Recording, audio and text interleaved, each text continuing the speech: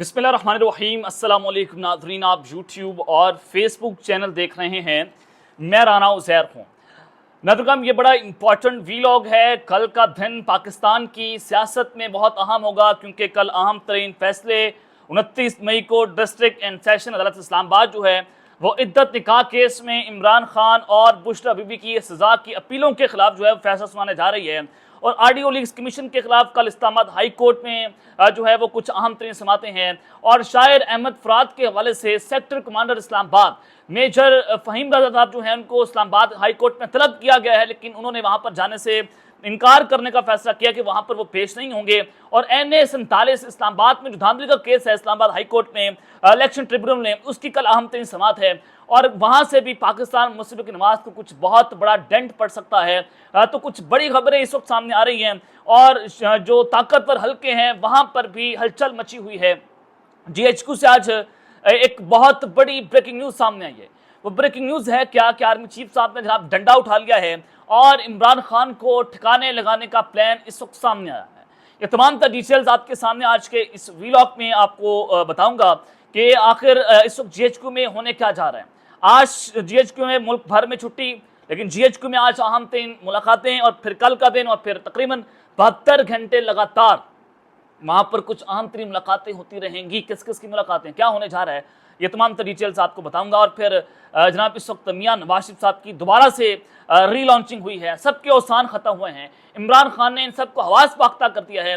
इस हवाले से कुछ इंपॉर्टेंट डिटेल्स हैं, लेकिन अगर आपने चैनल को सब्सक्राइब नहीं किया, चैनल को सब्सक्राइब कर लें, बेल आइकन को दबा दें। आने वाली तमाम तरह अपडेट्स आपकी खिदमत में बर वक्त पेश होती रहें। नाज़रीन, अगले 72 घंटे पाकिस्तान की सियासत में बड़े खतरनाक हैं।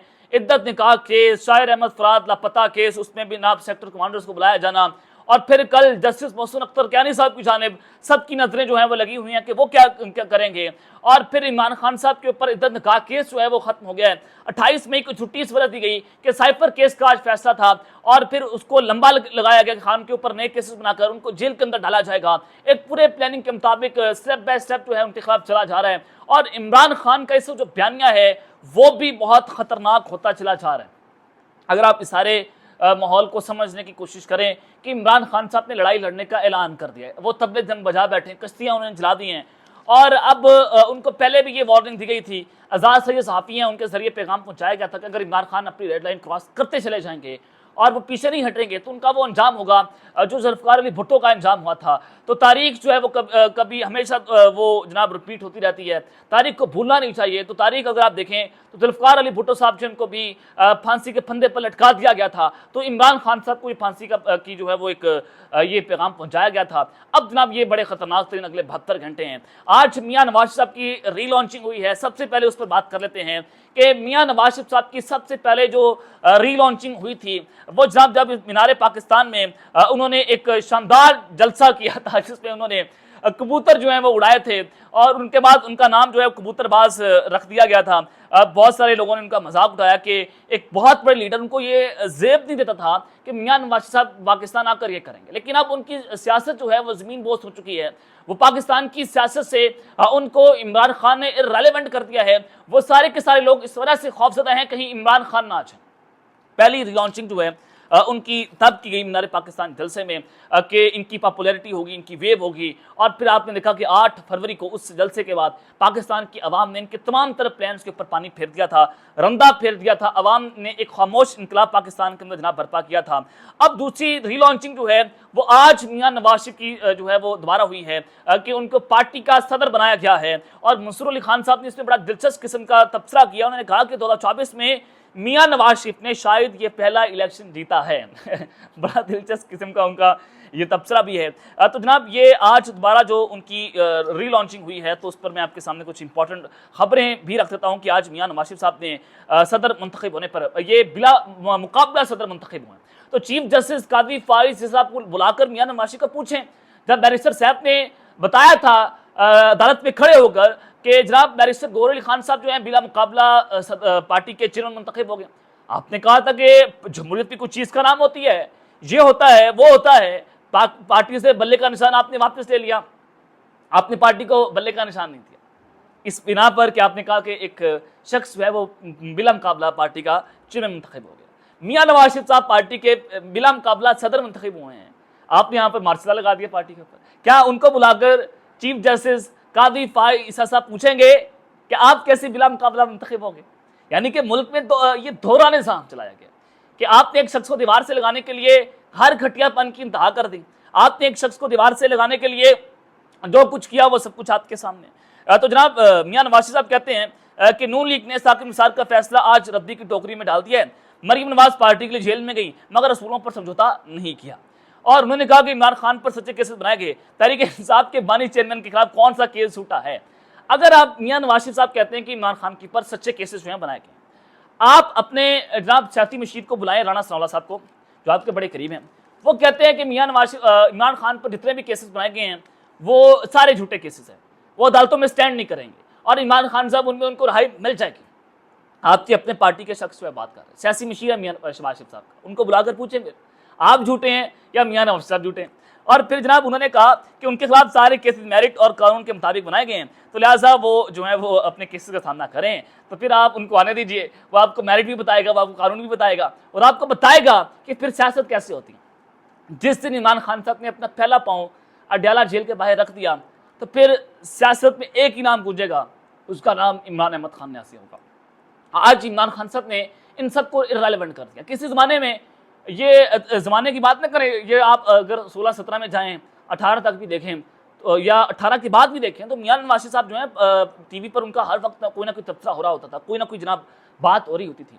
आज कोई थंबनेल भी इमरान खान के बगैर नहीं चलता, आज कोई भी टीवी चैनल का प्रोग्राम इमरान खान के बगैर नामुकम्मल है। इमरान खान होगा तो सियासत होगी, इमरान खान नहीं होगा तो पाकिस्तान की सियासत नहीं होगी। तो इमरान खान तो होगा, यानी कि आप इमरान खान को पाकिस्तान की सियासत से माइनस नहीं कर सकते। आज एक बार फिर से जनाब उन्होंने पार्टी को बल्कि फौज को ये पैगाम दिया कि हम आपके साथ खड़े हैं। आप तो जनाब जनरल बाजवा का एहतसाब करने को कर रहे थे, आप जनरल फैज़ के एहतसाब की बात कर रहे थे, बात वहाँ से निकल कर आज इन्होंने जनाब जो है वो बात ये करना शुरू कर दी। वो आज परवेज़ संधिला साहब पाकिस्तान मुस्लिम नवाज के बड़े कुछ चमचे से टाउट हैं, वो जनाब बात करते हैं कि आज मियां नवाज शरीफ साहब ने ना वो जो जनाब साबिक DJI हैं उनको रगड़ के रख दिया, ज़हीरुल इस्लाम साहब उनको रगड़ के रख दिया। मैंने उस पर जनाब ये बात की कि आपने जो है वो जनरल बाजवा का एहतसाब करना था, आपने जनरल फैज़ हमीद का एहतसाब करना था। बात उधर से निकलकर अगर ज़हीरुल इस्लाम तक आ गई है तो हालत आपकी बहुत पतली है जनाब, आपका बयानिया आपसे नहीं बन रहा। तो आज मियां नवाज साहब कहते हैं कि हम 28 मई वाले हैं और हम 9 मई वाले नहीं हैं, यानी कि ये पैगाम उन्होंने वहाँ पर दिया कि हम आपकी बूट बारिश कर रहे हैं। जनाब सानू भी देखो असि वज़ीर-ए-आज़म पाकिस्तान बनना चाहते हैं, तो आप तो आए थे बनने वज़ीर-ए-आज़म पाकिस्तान, लेकिन 8 फरवरी को पाकिस्तान की आवाम ने आपकी तमाम मंजी जो है वो ठोक दी। तो उन्होंने कहा कि इमरान खान आपने लंदन प्लान के जरिए हमारी हुकूमत का तख्ता उल्टाया, यानी कि इमरान खान साहब का एक पूरा आपने बयानिया चुरा लिया है। खान साहब ने पूरा इनका प्लान बेनकाब किया था कि कैसे उन्होंने पूरी पेशन गोई की थी कि पहले ये लोग मुझे नाअहल करेंगे, मेरी पार्टी से बल्ले का निशान वापस लेंगे, फिर मियां नवाज शरीफ की लॉन्चिंग होगी, वो पाकिस्तान आएगा, उसको नाअहल करेंगे, उसको इलेक्शन लड़वाएंगे, आखिर में मैं इलेक्शन जीत जाऊंगा। और आपने देखा कि इमरान खान साहब जो है फिर इलेक्शन जनाब जीत गए थे। तो उन्होंने कहा कि 2018 के इलेक्शन में जो कुछ हुआ उसके जिम्मेदार भी आप हैं। आप तो जनाब जनरल बाजवा साहब को जिम्मेदार ठहरा रहे थे, आप जनरल फैज़ हमीद साहब को उसका जिम्मेदार ठहरा रहे थे। आज बात वहाँ से खत्म हो गई है मियां नवाज शरीफ साहब, आपका इंकलाब तो बढ़ गया, फिर आपके गुब्बारे से हवा निकल गई है। और फिर जनाब उन्होंने कहा कि इमरान खान कह दें कि वो तीसरी फोर्स नहीं थे तो मैं सियासत छोड़ दूंगा, यानी कि वो बिल्कुल एक तीसरी फोर्स थे। पाकिस्तान में 2 पार्टियों के अंदर ये जो है जनाब ये ओहदे बांट लेते थे, पाकिस्तान इन्होंने अपने बाप की जागीर बना लिया था, उस पर एक काबिज से एक तीसरी फोर्स आई, उसने जनाब बताया कि इन 2 पार्टियों को रिजेक्ट करके उसने हकीकी आज़ादी का ख्वाब पाकिस्तान को दिखाया, उसने नया पाकिस्तान का ख्वाब दिखाया, उसने पाकिस्तान को अवाम को अपने पैरों पर खड़ा कर दिया। आज पाकिस्तान की अवाम को शऊर अगर किसने दिया तो वो इमरान अहमद खान न्यासी है। ये जनाब बात बिल्कुल उन्होंने दुरुस्त बात की है कि लंदन प्लान में ज़हीरुल इस्लाम ने कहा कि हम मुख्तलिफ जमातों को ट्राई किया और तीसरी फोर्स को जो है वो अलाउ किया, तीसरी फोर्स शायद डिलीवर कर सकती है। हम पर उंगली उठाने से पहले इमरान खान बताएं वो तीसरी फोर्स आप नहीं थे, यानी कि जनाब पता नहीं आज बड़ी इन्होंने भांडी किस्म की बातें की। मैं आपको जनाब इनकी एक और आज असलियत दिखा देता हूँ कि आज पाकिस्तान मुस्लिम नवाज का जो ऑफिशियल यूट्यूब चैनल है उसमें उसको तकरीबन जब वो ये लाइव तकरीब चल रही थी जिसमें मियां नवाज शरीफ खिताब कर रहे थे, 88 लोग उसको देख रहे थे, 88 लोग पूरे। ये पाकिस्तान की आबादी का कितना फीसद है? आप मुझे ये बताएं, पाकिस्तान की आबादी का ये 88 लोग जो देख रहे थे वो कितने फीसद था? आप इनकी पॉपुलैरिटी के जहाँ पर अंदाजा लगा लें कि इमरान खान साहब अब भी जब उसकी एक तस्वीर जो है जब लीक हुई करोड़ों लोगों ने उसकी एक तस्वीर को देख लिया, करोड़ों बार उस तस्वीर को जनाब शेयर किया गया। तो इतना इनको खौफ है इमरान खान का कि उस खौफ में जनाब ये इतना मुब्तला हो चुके हैं। तो खैर जनाब ये सारी सूरत हाल तो मैंने आपके सामने रख दी है। फवाद चौधरी साहब जो हैं उस पर उन्होंने तबसरा किया, उन्होंने कहा कि मियां नवाज की तकरीर उनकी सियासत की तरह खाली है, इमरान खान उनके हवास पर छाए हुए हैं और अपनी ज़ात के खौल में बंद नवाज शरीफ पाकिस्तान की सियासत का किस्सा पारीना है कि जनाब उन्होंने आज उनके ऊपर जो है वो रद्दमल दिया। और फिर दूसरी जानिब आज पाकिस्तान पीपल्स पार्टी जो है वो भी उनको बड़ा खौफ है कहीं इमरान खान ना आ जाए, कहीं इनकी बात ना चल रही इमरान खान एस्टैब्लिशमेंट की, जैसे अली मेमन गंडापुर साहब जो हैं वो मुलाकातें कर रहे हैं, तो वो बर्फ पिघलाने की कोशिशें कर रहे हैं। तो शर्जील मेमन साहब कहते हैं कि इमरान खान मुल्क और फौज को तकसीम कर रहा है, कौम आंखें खोले और बेरोपियों को पहचाने। जेल में बैठा शख्स पाक फौज के खिलाफ गुमराह कुन प्रोपेगेंडा कर रहे हैं, जिसकी बैसाखी पर इक़्तिदार में आया उसे ही बदनाम कर रहा है। ये जनाब शर्जील मेमन साहब ने इसके ऊपर जो है बात की है। अब असल खबर की जाने बढ़ते हैं कि असल पाकिस्तान की जो ताकत है वो GHQ है। उनके गिर्द भी पाकिस्तान की पॉलिटिक्स किसी ज़माने में रिवॉल्व कर रही थी, लेकिन इमरान खान साहब ने ताकत का जो मंबा है वो ज़मान पार्क को बना दिया। फिर मनीगाला भी पाकिस्तान की सियासत का मरकज़ बना रहा। अब पटियाला जेल जो है वो पाकिस्तान की सियासत का मरकज़ है।